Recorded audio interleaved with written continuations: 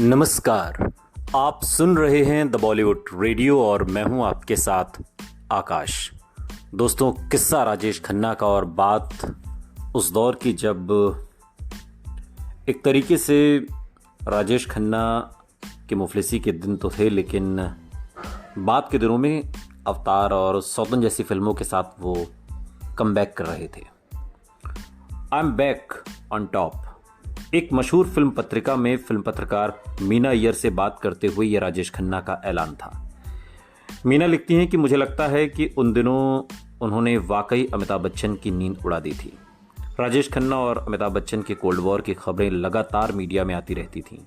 राजेश खन्ना के बारे में यही बात मशहूर है कि उनके स्टारडम का दौर 3-4 साल चला और 1973 तक आते आते खत्म हो गया और नंबर 1 की स्टार की कुर्सी पर अमिताभ बच्चन बैठ गए।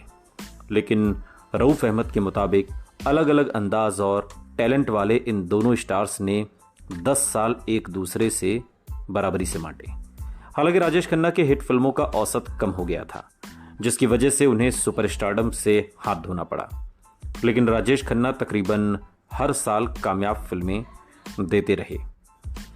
अगर उन्होंने बार बार दर्जनों खराब स्क्रिप्ट वाली फिल्में साइन करने के बजाय समझदारी से फिल्में चुनी होती तो हो सकता है कि उन्हें उनके करिश्माई 4 साल के अलावा भी याद किया जाता।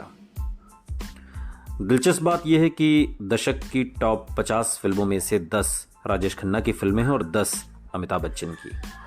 नमक हराम के 10 साल बाद फिलहाल अमिताभ बच्चन अपनी 3 बड़ी फिल्मों महान, नास्तिक और पुकार के फ्लॉप होने के बाद बुरे दौर से गुजर रहे थे और तकरीबन इसी समय राजेश खन्ना ने 3 हिट फिल्में देकर जबरदस्त वापसी कर दी। कोल्ड वॉर की चिंगारी को और हवा मिल गई। रऊफ अहमद उन दिनों को याद करते हुए बताते हैं कि सितारों की प्रतिद्वंदिता अब और केंद्रित हो गई थी। ये दिलीप कुमार, राज कपूर और देवानंद के पुराने जमाने की तरह दोस्ताना प्रतिद्वंदिता नहीं रही थी। यहाँ पर मुकाबला करने वाले शीर्ष पर पहुंचने के लिए हर नियम कायदे को तोड़ने को तैयार बैठे थे। फिल्म लावारिस के अमिताभ बच्चन के गीत मेरे अंगने में तुम्हारा क्या काम है पर निशाना साधते हुए राजेश खन्ना ने बयान दिया, मैं कभी भी अपनी गरिमा के साथ समझौता करके साड़ी पहनकर मेरे अंगने में नहीं गाऊंगा, चाहे उसके बदले में मुझे पूरी दुनिया की दौलत और तारीफ क्यों ना मिल जाए। ये बात अमिताभ बच्चन के लिए राजेश खन्ना ने कही थी। जब रमेश सिप्पी की शक्ति रिलीज हुई तो राजेश खन्ना ने अमिताभ बच्चन को नजरअंदाज करते हुए कहा, वाह, मुझे नहीं पता था कि दिलीप साहब इस उम्र में इतनी भीड़ खींचने की ताकत रखते हैं। साफ था कि शक्ति सामंत की कामयाबी का पूरा श्रेय वो दिलीप कुमार को दे रहे थे। एक बार एक पत्रकार ने अमिताभ बच्चन की मिसाल देते हुए राजेश खन्ना से कहा कि सुबह 7 बजे की शूटिंग शिफ्ट पर अमिताभ बच्चन 15 मिनट पहले यानी कि 6:45 पर ही पहुंच जाते हैं। ये बात सुनकर राजेश खन्ना बुरी तरह चिढ़ गए और तुनक कर जवाब दिया, समय के पाबंद क्लर्क होते हैं, कलाकार नहीं। मैं एक कलाकार हूं, मैं अपने मूड का गुलाम नहीं, मेरा मूड मेरा गुलाम है। अमिताभ बच्चन ने किसी भी दौर में अपने किसी इंटरव्यू में राजेश खन्ना के खिलाफ कुछ नहीं कहा। वैसे भी इस दौर के कई सालों में अमिताभ प्रेस से बात ही नहीं करते थे। समाजवादी पार्टी के पूर्व नेता दिवंगत नेता अमर सिंह, जो एक जमाने में अमिताभ बच्चन के बेहद करीब रहे हैं, वो कहते हैं कि राइवलरी भी एक जज्बा है, वो उससे होती है जिससे कोई लेना देना नहीं हो या जिससे कोई लेना देना हो। बच्चन साहब तो एकदम अनजान हो जाते हैं, जो कि राइवलरी से भी खतरनाक है। जैसे कह रहे हो कि कौन हो तुम, मुझे आपसे क्या मतलब। देखिए, अगर आप किसी की आलोचना भी करें तो दूसरे को सुकून होता है कि कम से कम मुझे जानता तो है, मेरे बारे में बयान तो दे रहा है, कुछ कह तो रहा है। मगर आप किसी को बिल्कुल ओवरलुक, अनदेखा कर दें तो ये ऐसा हो जाता है जैसे आप हैं ही नहीं। 1983 के अंत में इन दोनों स्टार्स के टकराव की खबरें एक बार फिर सुर्खियां बनने लगीं। राजेश खन्ना निर्देशन में एक फिल्म बन रही थी, दरअसल दासारी नारायण राव की ये फिल्म थी, उनके निर्देशक, वो इस फिल्म के निर्देशक थे, उनके निर्देशन में बन रही थी और फिल्म का नाम था आज का एमएलए राम अवतार, और इसकी शूटिंग कर रहे थे। इसी दौरान अमिताभ भी एक फिल्म इंकलाब की शूटिंग कर रहे थे और फिल्म का सब्जेक्ट एक दूसरे से मिलता जुलता था।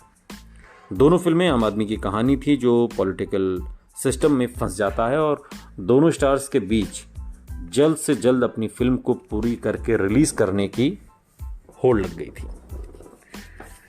दोनों फिल्में तकरीबन साथ साथ सेंसर बोर्ड के क्लियरेंस के लिए भी भेज दी गई, लेकिन इस दौरान एक अजीब घटना हुई। उस दौर में छपी खबरों की माने तो पहले से पूरी हो चुकी राजेश खन्ना की फिल्म आज का एमएलए राम अवतार सेंसर में फंसी रही, जबकि अमिताभ की इंकलाब को सेंसर बोर्ड ने जल्दी पास कर दिया। ये खबरें आई कि अमिताभ बच्चन ने गांधी परिवार के साथ अपने करीबी संबंधों का इस्तेमाल करते हुए अपनी फिल्म को सेंसर बोर्ड से जल्दी पास करवा लिया। हालांकि इंकलाब का क्लाइमेक्स बेहद हिंसात्मक था। इस बारे में बात करते हुए पत्रकार कूमी कपूर ने अपने लेख में इंडिया टुडे में लिखा था, इंकलाब के मामले में चेयरमैन का फैसला था कि फिल्म में जबरदस्त कांट छांट की जाए। निर्माता बेहद बेचैन हो रहा था क्योंकि वो राजेश खन्ना की आज का एमएलए से पहले 17 जनवरी को फिल्म इंकलाब रिलीज करना चाहता था। वो इसके लिए 105 थिएटर भी बुक कर चुका था। फिर अमिताभ बच्चन प्रिंट लेकर जल्दी से दिल्ली पहुंचे। दिल्ली के मंत्रालय में बैठे कुछ पदस्थ अधिकारियों के फैसले को बदल दिया गया। फिल्म इंकलाब अपने शेड्यूल के हिसाब से ही देश भर में रिलीज हुई। इंकलाब के तकरीबन एक महीने बाद यानी मार्च 1984 में राजेश खन्ना की आज का एमएलए राम अवतार रिलीज हुई। लेकिन इतनी पब्लिसिटी, विवादों और सुपरस्टार्स की राजनीति के खेल के बावजूद राजनीति पर आधारित ये दोनों फिल्में बॉक्स ऑफिस पर पिट गईं। राजेश खन्ना पसोपेश में थे कि ऐसे समय में वो किस तरह के रोल करें। यह फैसला और भी मुश्किल हो रहा था क्योंकि अवतार के बुजुर्ग मैच्योर रोल में दर्शकों ने उनको हाथों हाथ लिया था। वहीं सौतन के रोमांटिक रोल पर भी दर्शकों का शानदार रिएक्शन वो अपनी आंखों से देख चुके थे। सवाल था कि आगे करियर को किस दिशा में ले जाएं। बांद्रा के लिंकिंग रोड पर उनके दफ्तर में निर्माताओं की लाइन फिर से लग गई थी। हर कोई अब राजेश खन्ना पर दांव लगाना चाहता था। उम्मीद की जा रही थी कि पिछली गलतियों से सबक लेकर अब राजेश खन्ना सोच समझकर अच्छी स्क्रिप्ट और बेहतर रोल्स वाली फिल्में साइन करेंगे। लेकिन राजेश खन्ना फिर चूक गए। अवतार और सौतन के बाद उन्हें शायद फिर ये गलतफहमी हुई थी कि दर्शक उन्हें ज्यादा से ज्यादा देखना चाहते हैं। उन्होंने फिर से चुनिंदा अच्छी फिल्मों की बजाय बेहिसाब फिल्में साइन कर ली। इनमें से कुछ दक्षिण भारत की मसाला फिल्मों की रीमेक भी थी जो राजेश खन्ना की इमेज को बिल्कुल सूट नहीं करती थी। हालत ये थी कि 1984-85 में राजेश खन्ना की 19 फिल्में रिलीज हुई। ये समझना बेहद मुश्किल है कि उस दौर में राजेश खन्ना को यह अंदाजा क्यों नहीं हुआ कि साल में 10-11 फिल्में रिलीज होना किसी भी स्टार के लिए खुदकुशी जैसा होता है। शायद एक वजह यह भी थी कि वो हर वक्त व्यस्त रहना चाहते थे, काम में डूबे रहना चाहते थे। और इन फिल्मों में से मकसद, अमृत, राजपूत और कुछ और फिल्में कामयाब थीं, लेकिन पापी पेट का सवाल है, धर्म और कानून, इंसाफ मैं करूंगा जैसी फिल्में बुरी तरह पिटी। ओवर एक्सपोजर का यह आलम था कि अलग अलग थिएटर्स में राजेश खन्ना की ही अलग अलग फिल्में चल रही थी। एक फिल्म की कामयाबी का नुकसान उन्हें की दूसरी फिल्म को उठाना पड़ रहा था। इसी दौर में वीसीपी और वीसीआर भी देश भर में छा गए और इन्हीं के साथ वीडियो पायरेसी का दौर भी शुरू हुआ। मल्टी स्टारर एक्शन फिल्में देखने तो दर्शक फिर भी थिएटर में आ रहे थे, मगर राजेश खन्ना की ज़्यादातर फिल्में रोमांटिक और सोशल ड्रामा हुआ करती थीं और ऐसी फिल्में घर बैठे वीडियो पर भी देखी जा सकती थीं। इसके अलावा इस दौर में देवयानी चौबल जैसी कोई पत्रकार भी नहीं थी जो राजेश खन्ना की ढलती इमेज को नई ऊर्जा दे सके और उनकी बुरी फिल्मों की भी तारीफ लिख सके। कहते हैं कि देवयानी ने ज़रूरत से ज़्यादा डाइटिंग की, जिसका उनकी सेहत पर बुरा असर पड़ा। उनका स्वास्थ्य लगातार बिगड़ता गया और फिर 1985 में उन्हें पैरालिटिक स्ट्रोक यानी कि लकवा मार गया और इसके बाद से फिर वो व्हीलचेयर पर आ गई। हालत बिगड़ती गई और उन्होंने बिस्तर पकड़ लिया। अब वो अपना कॉलम लिख नहीं सकती थीं, लेकिन वो डिक्टेट करती थीं और कोई और उनके कहे शब्दों को लिखता रहता था।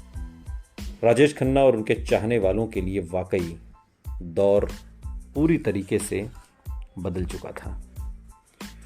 शायद राजेश खन्ना को दूसरे प्रोड्यूसर्स की फिल्में फ्लॉप होते देख चैन नहीं पड़ा था जो उन्होंने खुद प्रोड्यूसर बनने का फैसला कर लिया। ये फिल्म थी अलग अलग। फिल्म इंडस्ट्री में राजेश खन्ना का जो रसूख था उसे उन्होंने ये फिल्म बनाने में झोंक दिया। कहते हैं ये फिल्म उन्होंने टीना मुनीम के लिए बनाई थी। निर्देशन के लिए राजेश खन्ना ने अपने खास रहे शक्ति सामंत को बुला लिया और संगीत के लिए आर डी बर्मन को। जोर शोर से फिल्म लॉन्च की गई। राजेश खन्ना पहली बार फिल्म निर्माण में उतरे थे, इसलिए उनके दोस्त गायक किशोर कुमार ने फिल्म के गीतों के लिए मेहनताना लेने से इनकार कर दिया, जबकि किशोर कुमार के बारे में मशहूर था कि वो पैसा लिए बगैर हिलते भी नहीं थे। अलग अलग के पहले शॉट के लिए राजेश खन्ना की बेटी ट्विंकल खन्ना ने क्लैप दिया। अवतार के निर्देशक मोहन कुमार की पत्नी ने नारियल फोड़ा। निर्देशक जे ओम प्रकाश की पत्नी ने कैमरा ऑन किया और निर्देशक यश चोपड़ा ने फिल्म अलग अलग के पहले शॉट की शूटिंग की। अलग अलग बेहद बकवास फिल्म बनी और बुरी तरह फ्लॉप रही। इसने राजेश खन्ना के पैसों के साथ साथ उनकी साख को भी जबरदस्त नुकसान पहुंचाया। दर्शकों ने उन्हें टीना मुनीम के साथ सौतन में बेहद पसंद किया था, लेकिन अलग अलग, आखिर क्यों और अधिकार जैसी फिल्मों की नाकामी के बाद ये साफ हो गया कि उनकी जोड़ी अब सबने नकार दी है। ऑन स्क्रीन जोड़ी तो असफल हो रही थी, लेकिन असली जिंदगी में टीना राजेश ने अपने रिश्ते को नाम देने की कमिटमेंट की अब मांग टीना की तरफ से होने लगी थी। तकरीबन इसी साल डिम्पल की फिल्मों में वापसी की खबरें भी आने लगी। हालांकि वो राजेश खन्ना से अलग हो चुकी थी, मगर फिर भी राजेश खन्ना के लिए इस खबर को स्वीकार करना बेहद मुश्किल हो रहा था। जो बात और भी चुभ रही थी वो ये थी कि डिम्पल अपना कमबैक अपने बॉबी वाले हीरो यानी कि ऋषि कपूर के साथ कर रही थी। ये फिल्म थी रमेश सिप्पी की सागर। फिल्म की सबसे बड़ी पब्लिसिटी लाइन यही थी कि बॉबी की हिट जोड़ी एक बार फिर वापस आ रही है। भारतीय एस प्रधान बताती हैं कि सागर की शूटिंग से पहले ऋषि कपूर वास्तव में राजेश खन्ना के घर आशीर्वाद गए थे। वो वहां उनसे डिम्पल के साथ फिल्म सागर में काम करने की इजाज़त लेने गए थे। उन्हें वहां से रवाना करने से पहले नशे से भरे हुए राजेश खन्ना ने ऋषि कपूर को लेक्चर पिलाया और कि किस तरह वो उनका घर तोड़ने के लिए जिम्मेदार है। भारतीय प्रधान के मुताबिक राजेश खन्ना की इन बातों का कोई असर नहीं हुआ और सागर के जरिए डिम्पल ने वापस फिल्म स्टूडियो में कदम रख दिए। उन्होंने और भी कई फिल्में साइन की। इन्हीं फिल्मों में मंजिल मंजिल और अर्जुन भी थी, जिसमें उनके हीरो सनी देओल थे। फिल्म इतिहासकार सुरेश कोहली के मुताबिक डिम्पल के जाने के बाद राजेश खन्ना ने अपनी ज़िंदगी में आई किसी भी महिला को आशीर्वाद में रहने नहीं दिया। वो डिम्पल के फिल्मों में काम करने के सख्त खिलाफ थे, लेकिन उन्हें रोकने के लिए वो कुछ भी नहीं कर सकते थे। टीना के साथ अपने रिश्ते के समय में भी वो टीना के वर्सोवा वाले बंगले में आकर रहने लगे थे और उस बंगले को अपनी पसंद के हिसाब से उन्होंने सजा लिया था। राजेश खन्ना के घर में तो डिम्पल की जगह कोई नहीं ले सका, लेकिन डिम्पल की जिंदगी में उनके को स्टार सनी देओल आ गए। दोनों के अफेयर की खबरें लगातार छपती रहीं। भारतीय एस प्रधान बताती हैं कि सनी देओल के इतने करीब हो गए थे कि ट्विंकल और रिंकी उन्हें छोटे पापा कहकर पुकारने लगी थी। सनी ने बाकायदा पति वाला रोल निभाया। सिंपल कपाड़िया उनकी ड्रेस डिजाइनर बन गई। राजेश खन्ना की तरह डिम्पल को भी अपनी जिंदगी के फैसले खुद करने का अधिकार था। बस राजेश खन्ना के लिए खुद को बदलकर इस सच्चाई को स्वीकार करना हमेशा मुश्किल रहा। बॉलीवुड न्यूज सर्विस के एडिटर दिनेश रहेजा बताते हैं कि 80 के दशक में डिम्पल और राजेश दोनों तलाक चाहते थे, लेकिन डिम्पल की मांग थी कि उनकी बेटियों की फाइनेंशियल सिक्योरिटी का पूरा ध्यान रखा जाए। जब राजेश खन्ना इस मांग को टालते नजर आए तो डिम्पल ने भी तलाक के कागजात पर साइन करने से मना कर दिया। प्रशांत कुमार रॉय बताते हैं कि एक बार टीना मुनीम ने काका जी से शिकायत की कि हम लोग यानी कि आशीर्वाद का जो स्टाफ था उनको ठीक से अटेंड नहीं करते। काका जी ने मुझे बुलाकर पूछा कि मैं टीना की बात क्यों नहीं सुनता। मैंने कहा कि काका जी वो भाभी जी नहीं है ना। तो काका जी ने कहा तो क्या हुआ, कोई कम है क्या? मैंने जवाब दिया लेकिन सर भाभी जी तो सिर्फ डिम्पल जी ही है। टीना राजेश से शादी करना चाहती थी, लेकिन सारी कोशिश के बावजूद ऐसा होता दिख नहीं रहा था। लेखिका शोभा डे ने अपने एक लेख में लिखा कि टीना के साथ रहकर राजेश खन्ना काफी खुल गए थे। मैंने काका को उनके सारे संकोच से मुक्त कर दिया। काका को याद करते हुए टीना ने हंसते हुए एक बार कहा था। राजेश खन्ना भी खुद मानते थे कि उनके दिल पर लगे जख्मों पर टीना मरहम की तरह थी।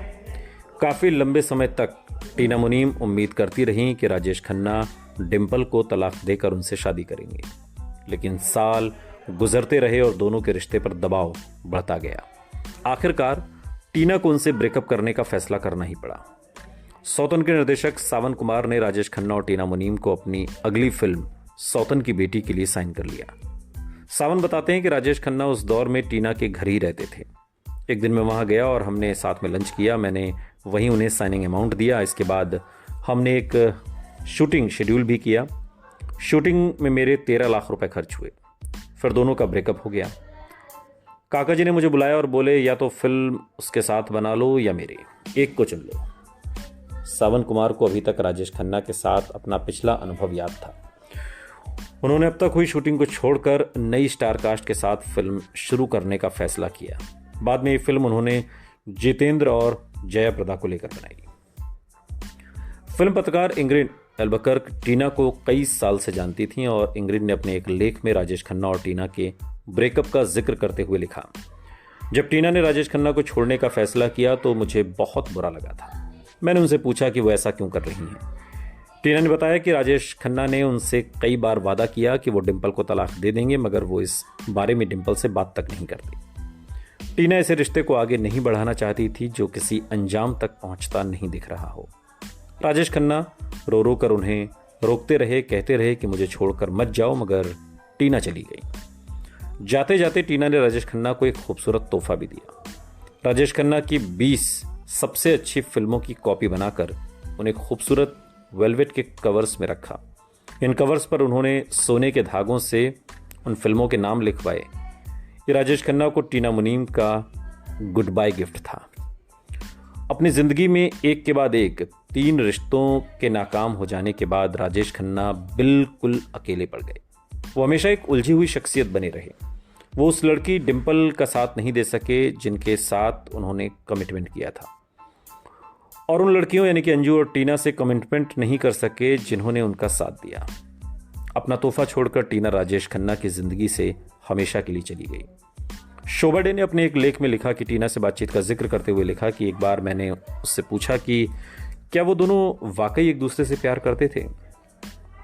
टीना ने मुस्कुराते हुए जवाब दिया, काका किसी से प्यार नहीं कर सकता था, वो सिर्फ अपने आप से प्यार करता था, सिर्फ अपने आप से। सुनते रहिए द बॉलीवुड रेडियो, सुनता है सारा इंडिया।